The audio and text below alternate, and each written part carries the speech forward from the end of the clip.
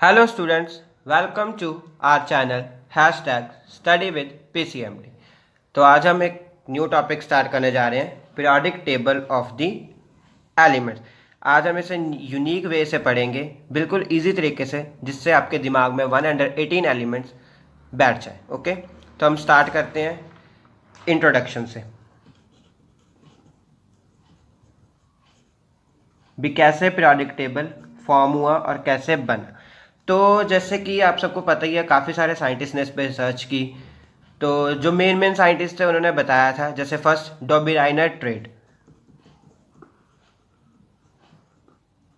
तो डोबिराइनर ने क्या बताया था, अपने ट्रेड्स के बारे में बताया था। जैसे उसने 3 एलिमेंट्स ले लिए थे, जैसे उसके पास थे इतने एलिमेंट्स, तो 3 एलिमेंट्स ले लिए थे। उसने क्या किया था, सेंटर वाले का एटॉमिक वेट निकाल दिया था, तो तब ये जाके आगे पॉसिबल बना। तो second new land of octaves. New land of octaves ने क्या बताया था, इसने बताया था सिर्फ और सिर्फ म्यूजिक थीम पे भी इसकी 8 के बाद आगे नेक्स्ट वाला रिपीट हो जाएगा। Then third is a Mendeleev periodic table. तो मेंडलीव के पास उस टाइम 63 एलिमेंट्स थे, तो कुछ हद तक उसने मतलब कि थोड़ा सा गैस ठीक किया था। तो तब भी ये तीनों ने अपने एटॉमिक वेट पे बताया था भी। अब हम इनको मतलब कि लगा सकते हैं, एटॉमिक वेट पे हिसाब से पीरियोडिक टेबल बना सकते हैं। बट जो नेक्स्ट 1913 में मॉडर्न पीरियोडिक जो लॉ था, इसके डिस्कवर्ड किया था मूसले ने इन 1913 में। तो ये अकेला एक साइंटिस्ट था जिसने एटॉमिक नंबर पे बताया था। The physical and chemical properties of the elements are periodic function of their atomic number. तो ये अकेला साइंटिस्ट था जिसने एटॉमिक नंबर पे रिसर्च की थी, मींस कि हम एटॉमिक नंबर के बेस पे लगा सकते हैं। तो ये हमारा सक्सेसफुल हो गया था। तो जैसे कि the long form of the periodic table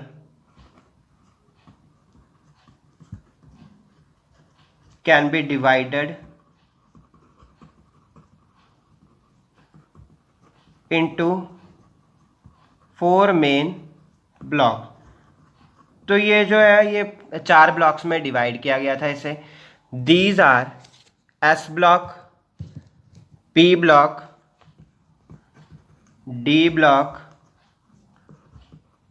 and F block में इसे अब हमने वो किया था। ओके, तो अब ये क्वेश्चन अराइज होता है, तो हम एस ब्लॉक की पहले स्टडी करते हैं। कैसे, देखिए एस ब्लॉक में क्या बताया था, जो elements in which the last electron enter in the s orbital of the outermost energy level is called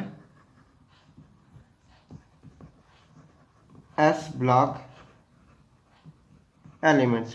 तब हम आपको आगे बताने जा रहे हैं एस ब्लॉक एलिमेंट्स के शॉर्ट ट्रिक्स, ठीक है। जैसे कि ग्रुप 1 को हम क्या बोलते हैं, एल्कली मेटल, एंड ग्रुप 2 को हम बोलते हैं alkaline earth metal. Electronic configuration of group 1 is general electronic configuration NS1 and this NS2। Okay, तो अब याद कैसे करना है, हे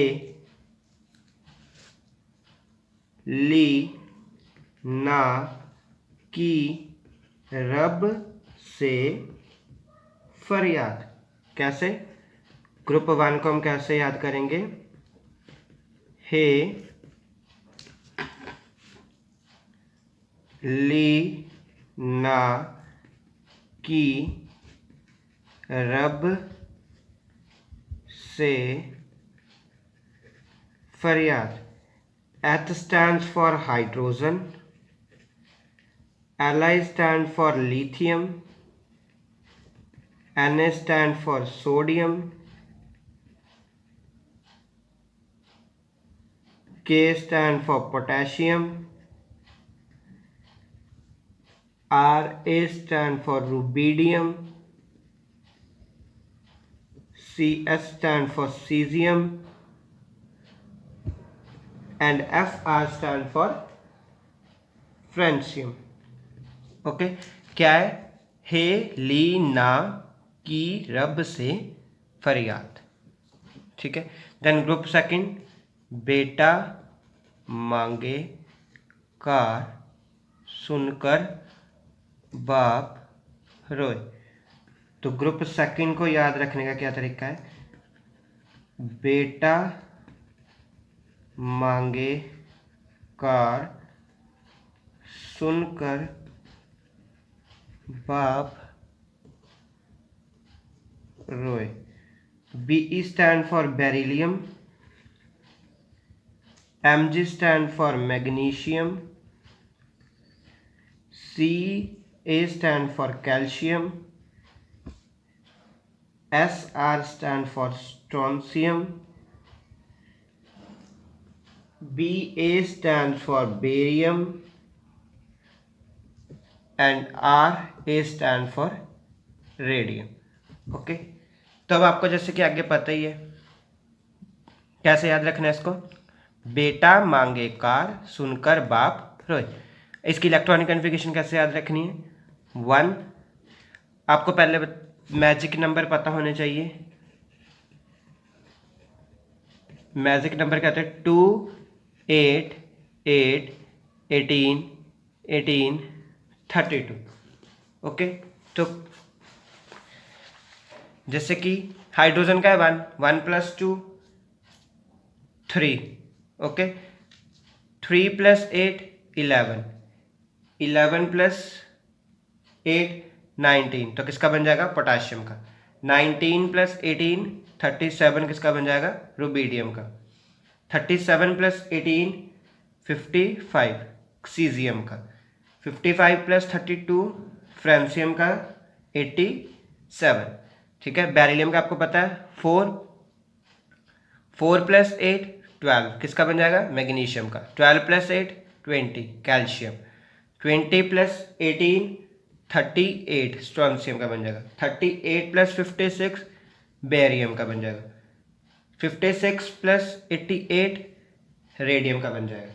तो आपको मैजिक नंबर से ही आप इनके एटॉमिक नंबर याद कर सकते हैं। ठीक है।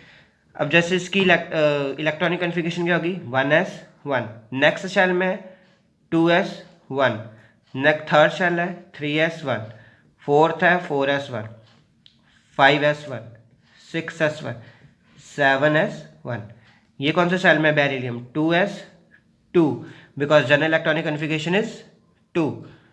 मैग्नीशियम कितना है? 3s2, 4s2 कैल्शियम का, स्ट्रोंशियम का 5s2, बेरियम का 6s2, रेडियम का 7s2। तो आप ऐसे करके इनकी इलेक्ट्रॉनिक कन्फिगरेशन भी याद कर सकते हैं, इनको भी याद कर सकते हैं, और मैजिक नंबर्स, इनके एटॉमिक नंबर्स भी याद कर सकते हैं। तो एक बार दोबारा बताता हूँ कैसे। हे ली ना की रब से फरियाद, बेटा मांगे कार सुनकर बाप रोए। तो आप इसे याद कर सकते हैं ऐसे।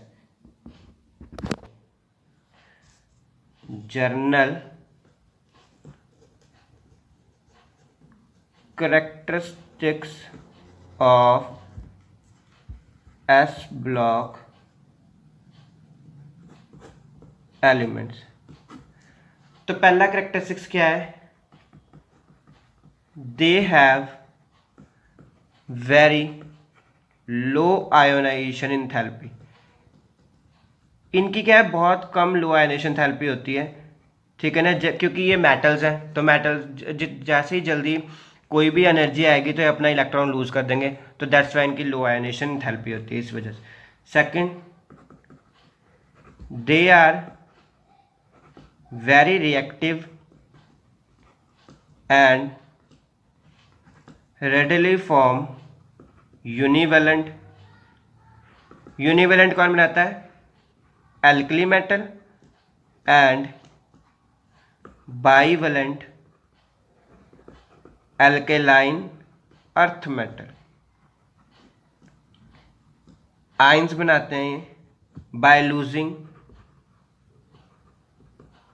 One or two valence shell electron.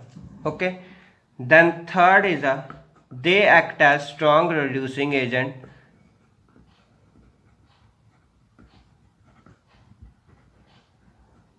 fourth general characteristics है most of the s block elements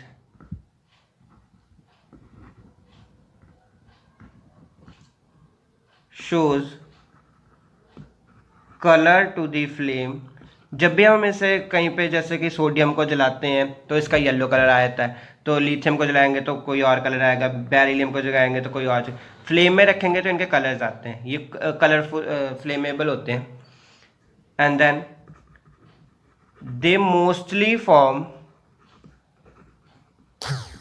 ionic compound. ये ज़्यादा करके आयोनिक कंपाउंड से बनाते हैं, जैसे कि आपने देखा होगा for example NaCl, KCl, MgCl2, CaCl2, तो ये ऐसे फॉर्म्स बनाते हैं except. Okay, then last characteristics है they are soft metal and having low melting and boiling point. वैसे भी ये सॉफ्ट मेटल्स होते हैं और ये मेल्टिंग पॉइंट इनका एंड बॉइलिंग पॉइंट इनके काफ़ी ज़्यादा लो होते हैं। तो थैंक यू गाइस, तो please subscribe our channels and please like us.